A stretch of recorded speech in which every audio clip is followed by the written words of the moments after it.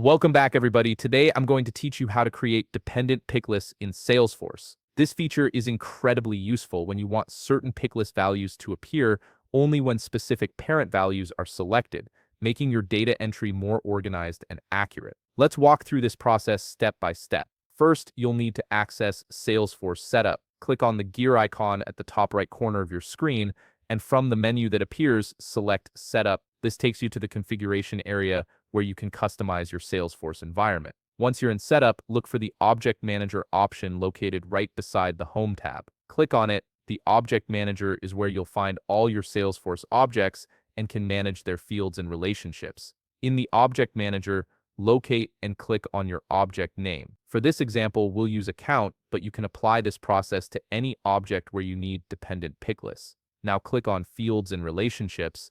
This section displays all the fields currently associated with your object and allows you to create new ones. Here's where we'll build our controlling and dependent pick lists. Click the New button to start creating your first pick list field. You'll see various field type options appear. Select pick list from the list, then click Next. This begins the process of setting up your controlling field.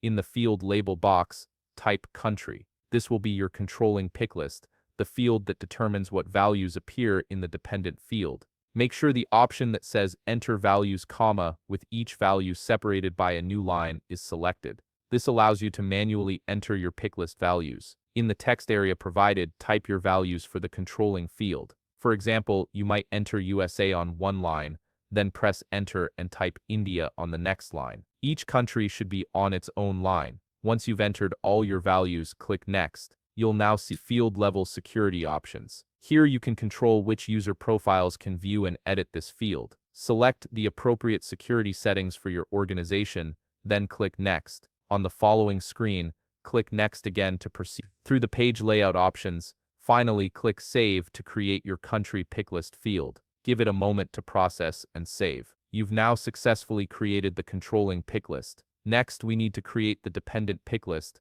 Click New again in the Fields and Relationships section. Just like before, select Pick List and click Next. This time, type State in the field label box. This will be your dependent field, the one that changes based on what's selected in the country field. Again, make sure Enter Values, comma, with each value separated by a new line is selected. Type your state or region values in the text area. For instance, you might enter CA for California, press Enter, then type TX for Texas, press Enter, and add MH for Maharashtra. Each value should be on its own line. After entering all your state values, click Next. Select your field level security options again, making sure the appropriate profiles have access to this field. Click Next, then click Next once more to move through the page layout settings. Click Save to create your state pick list field. Now you have both your controlling and dependent pick list fields created. However, they're not yet linked together. That's what we'll do next. In the Fields and Relationships section, scroll down until you find an option called Field Dependencies. Click on it. This is where you'll establish the relationship between your two pick list fields. Click the New button to create a new field dependency. You'll see two drop-down menus. In the controlling field drop-down, select Country. In the dependent field dropdown, select State. This tells Salesforce that the state field should depend on what's chosen in the country field. Click Continue to move forward. Now you'll see a matrix or grid that shows your controlling values across the top and your dependent values down the side. This is where you map which state should appear for which countries. To select multiple states at once, click on one state row, then hold down the Shift key and click another state row. This selects a range of cells, making it easier to assign multiple states to a single country. With your cells selected, click Include Values. This adds the selected states to the country you're working with. If you accidentally include values you don't want, you can click on those cells and then click Exclude Values to remove them from that country's available options. To make sure everything is working correctly, click the Preview button. This opens a preview window where you can test your dependent pick list setup. Select a country value in the preview window